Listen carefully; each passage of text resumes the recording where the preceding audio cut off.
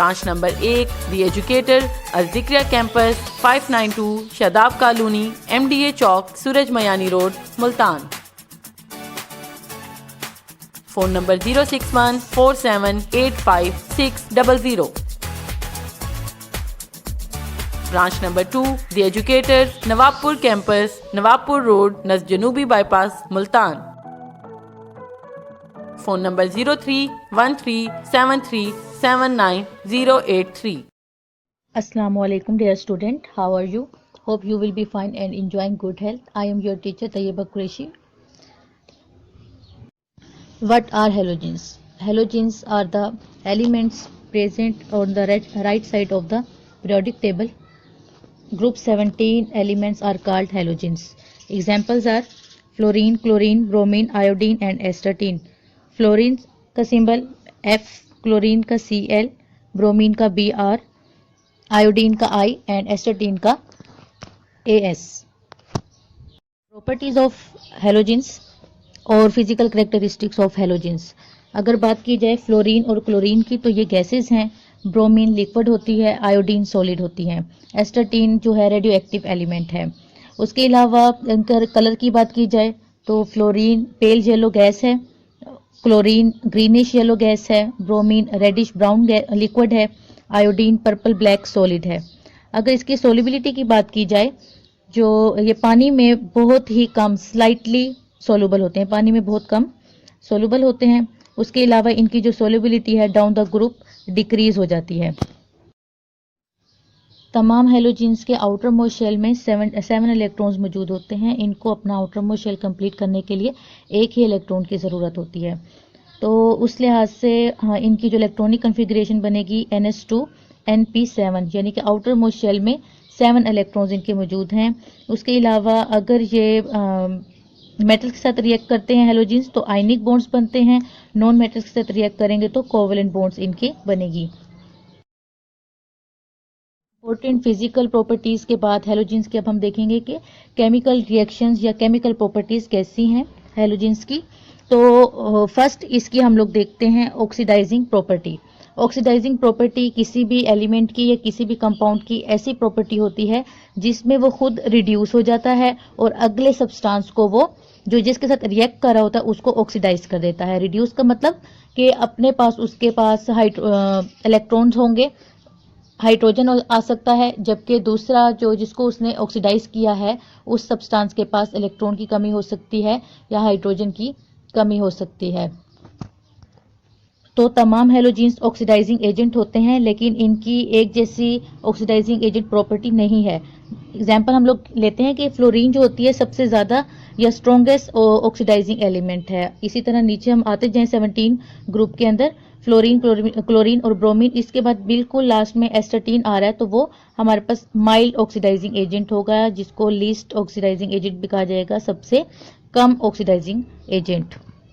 Example लें अगर fluorine की तो फ्लोरीन किसी भी हेलाइट आयन को ऑक्सीडाइज कर सकता है इजीली जब वो सोल्यूशन फॉर्म में हो और खुद फ्लोराइड आयन बन जाएगा। एग्जाम्पल देखते हैं कि फ्लोरीन ने पोटाशियम क्लोराइड के साथ रिएक्ट किया लेफ्ट साइड पर, तो राइट साइड पे देखते हैं कि पोटाशियम फ्लोराइड बना, साथ क्लोरीन गैस यानी क्लोरीन गैस एमिट हो जाएगी, बाहर निकल जाएगी। सेकंड इक्वेशन पे देखते हैं कि फ्लोरीन ने रिएक्ट किया क्लोराइड आयन के साथ, क्लोराइड आयन के साथ रिएक्ट करते ही फ्लोराइड आयन बन गया और साथ क्लोरीन गैस फिर से एमिट हो गई यहाँ पर। तो यहीं पर हमारी ऑक्सीडाइजिंग एजेंट जो था फ्लोरीन का पता चला कि किस तरह से वो ऑक्सीडाइजिंग एजेंट है, क्योंकि फ्लोरीन ने इलेक्ट्रॉन हासिल करने के बाद खुद फ्लोराइड आयन बन गया जबकि क्लोरीन के पास इलेक्ट्रॉन थे जबकि लेफ्ट साइड पे आके वो न्यूट्रल हो चुका है। अगर क्लोरीन की रिएक्शन देखें हम लोग पोटाशियम ब्रोमाइड के साथ तो राइट साइड पे जाके पोटाशियम क्लोराइड बन जाता है, साथ ब्रोमीन गैस एमिट हो जाएगी। इसी तरह से इसका जो कलरलेस था उसके बाद इसका जो कलर बन जाएगा रिएक्शन का उस लिक्विड का वो रेडिश ब्राउन हो जाएगा। लास्ट हमारे पास इसकी इक्वेशन है कि ब्रोमीन ने रिएक्ट किया पोटाशियम आयोडाइड के साथ तो हमारे पास जो प्रोडक्ट आएगी पोटाशियम ब्रोमाइड और साथ ही आयोडीन गैस एमिट हो जाएगी। सेकेंड रिएक्शन हेलोजेंस का है हाइड्रोजन के साथ। तमाम के तमाम हेलोजेंस हाइड्रोजन के साथ रिएक्ट करते हैं, लेकिन इनकी जो रिएक्टिविटी है from top to bottom decrease होती जाती है। यानी कि जो हाइड्रोजन है सब फ्लोरीन से सबसे ज़्यादा रिएक्ट करेगा, क्लोरीन से उससे कम, ब्रोमीन से उससे कम और आयोडीन से लीस्ट रिएक्ट करेगा। तो ये डिपेंड कर रहा होता है कि किस तरह की कंडीशन है उस रिएक्शन को दी गई है। एग्जाम्पल लेते हैं हम लोग कि अगर हाइड्रोजन को फ्लोरीन के साथ रिएक्ट करवाया गया है तो कंडीशन कौन कौन सी दी जाएंगी कि डार्क एंड कोल्ड स्टेट हो, यानी कि हीट अप ना किया जाए। तो हमारे इधर बनेगा हाइड्रोजन फ्लोराइड, यानी कि जब हाइड्रोजन ने फ्लोरीन के साथ रिएक्ट किया तो हाइड्रोजन फ्लोराइड बना प्रोडक्ट। इसी तरह हाइड्रोजन ने क्लोरीन के साथ रिएक्ट किया, सनलाइट मौजूद थी तो हाइड्रोजन क्लोराइड बना, यानी कि इसको हाइड्रोक्लोरिक एसिड भी कहा जाएगा। थर्ड हमारे पास है कि हाइड्रोजन ने जब ब्रोमीन के साथ रिएक्ट किया, सिर्फ हीटिंग की, यानी कि हीट किया गया इसको, तो हाइड्रोजन ब्रोमाइड बना।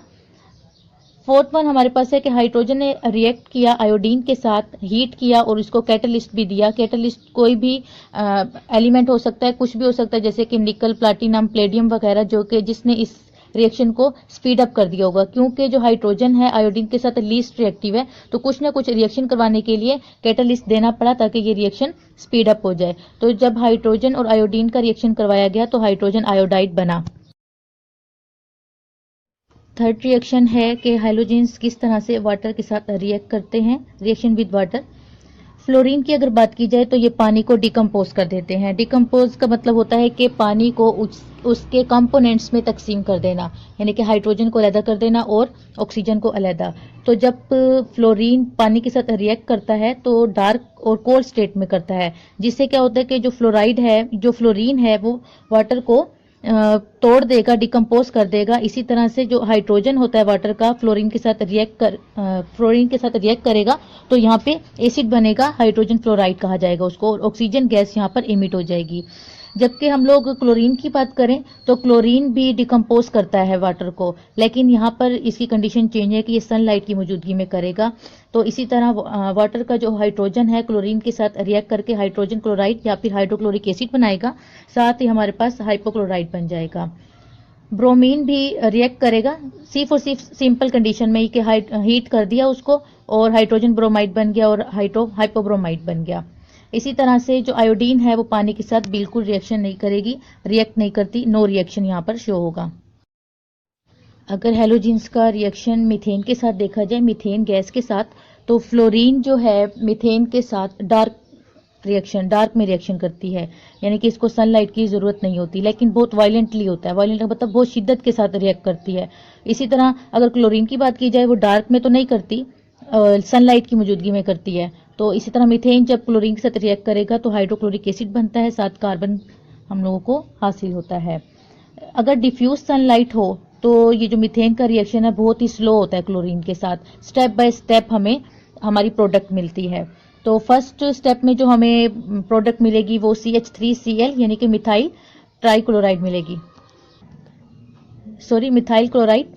उसके बाद CH2Cl2 यानी कि मिथाइल डाइक्लोराइड बनेगा। थर्ड स्टेप पर बनेगा मिथाइल ट्राइक्लोराइड और फोर्थ स्टेप पे CCl4 यानी कि कार्बन टेट्राक्लोराइड बनेगा।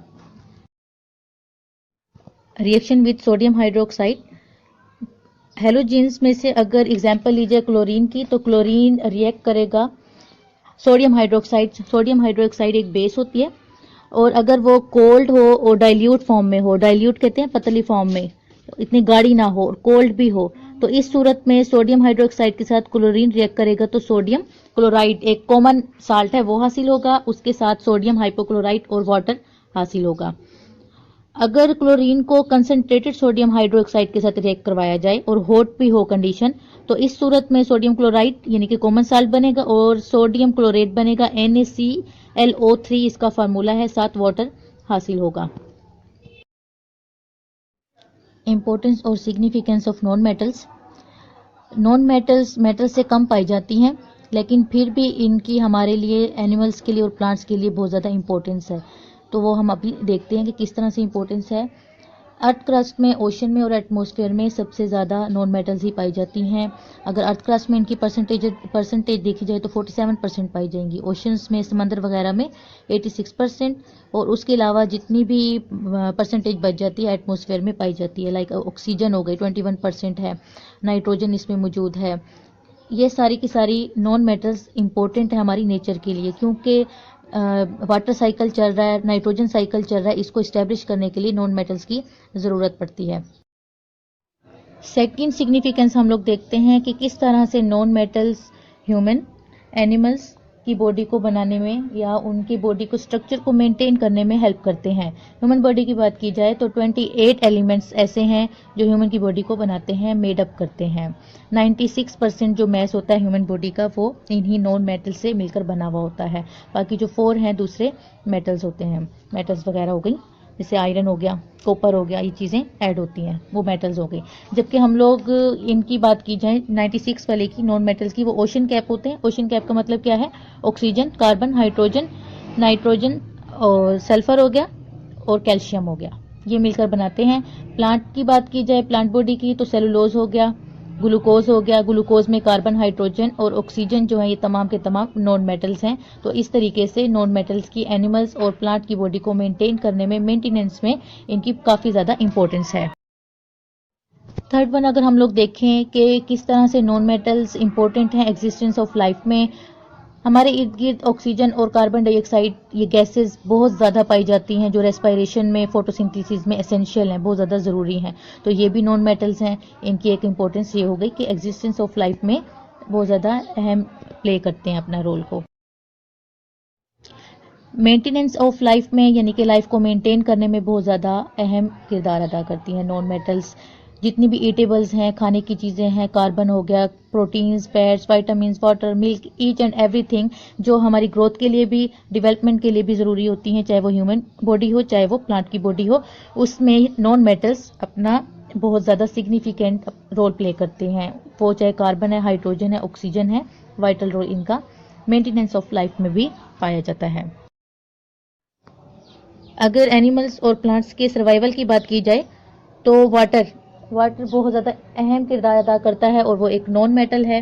तो इस तरह से नॉन मेटल की एनिमल्स और प्लांट्स की लाइफ में सिग्निफिकेंस इंपॉर्टेंट है जो कि लॉन्ग पीरियड के लिए है। इसकी शॉर्टेज से किसी भी ऑर्गेनिज्म की डेथ हो सकती है, तो लिहाजा नॉन मेटल की यहाँ पर काफ़ी ज़्यादा इंपॉर्टेंस है।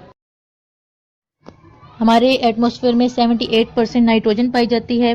नाइट्रोजन भी बहुत ज़्यादा ज़रूरी है कंबस्टन के लिए और फायर एक्सटिंग्विशर के लिए, यानी कि जलाने के अमल में या जलने के अमल में नाइट्रोजन गैस बहुत ज़्यादा इंपॉर्टेंट है। तो सेफ्टी ऑफ लाइफ यहाँ पे हमारे लिए बनेगी नाइट्रोजन की इंपॉर्टेंस। नाइट्रोजन एक नॉन मेटल है। नॉन मेटल्स की इंपॉर्टेंस जो है कम्युनिकेशन में भी है। कम्युनिकेशन अगर देखी जाए तो हम लोग एक जगह से दूसरी जगह जाते हैं तो क्या उसमें यूज़ होता है? फ्यूल यूज़ होता है। और वो फ्यूल क्या है? फ्यूल कोल है, पेट्रोलियम है, गैस है, उसमें मौजूद होती है कार्बन और हाइड्रोजन, और कार्बन और हाइड्रोजन तो नॉन मेटल्स हैं। तो इससे ये पता चला कि वो चाहे फॉसिल फ्यूल्स हों चाहे कुछ भी हो, नॉन मेटल्स जो हैं इम्पोर्टेंट हैं कम्युनिकेशन इन लाइफ के लिए भी। वेयरिंग की कि पहनने में भी जितने भी कपड़े वगैरह इस्तेमाल किए जाते हैं, वेयरिंग क्लोथ्स वगैरह, तो वो तमाम की तमाम जो फैब्रिक्स हैं, सिंथेटिक फाइबर्स हैं, चाहे वो नेचुरल फाइबर्स हैं, पॉलीमर्स हैं, ये तमाम के तमाम नॉन मेटल्स होते हैं क्योंकि ये सेलुलोज है और सेलुलोज जो है प्लांट की बॉडी से हासिल किया जाएगा। ग्लूकोज वगैरह ये सारे बनते हैं और ग्लूकोज सेलुलोज की जो कंपोजिशन होती है वो कार्बन, हाइड्रोजन और ऑक्सीजन से मिलकर बनी हुई होती है जो कि नॉन मेटल्स हैं। अगर हम इसकी लास्ट इंपॉर्टेंस की बात करें नॉन मेटल्स की, जितनी भी कीड़े मार अद्वियात हैं, पेस्टिसाइड्स हैं, इंसेक्टिसाइड्स हैं, फंजीसाइड्स हैं, जर्मिसाइड्स हैं, जर्म्स को मारने वाली अद्वियात हैं, ये तमाम की तमाम नॉन मेटल से मिलकर बनी हुई हैं। बैग्स हो गए, प्लास्टिक्स हो गई, पाइप्स हो गए, यूटेंसिल्स जो घर में बर्तन वगैरह इस्तेमाल किए जाते हैं, फर्नीचर हो गया, प्लास्टिक की शीट्स हो गई, लकड़ी की चीज़ें बनी हुई हो गई, ये तमाम की तमाम नॉन मेटल्स हैं। होप स्टूडेंट्स आपको आज का लेसन समझ आया होगा। इसके साथ ही मुझे इजाज़त दीजिए। अल्लाह हाफिज़। Take care student.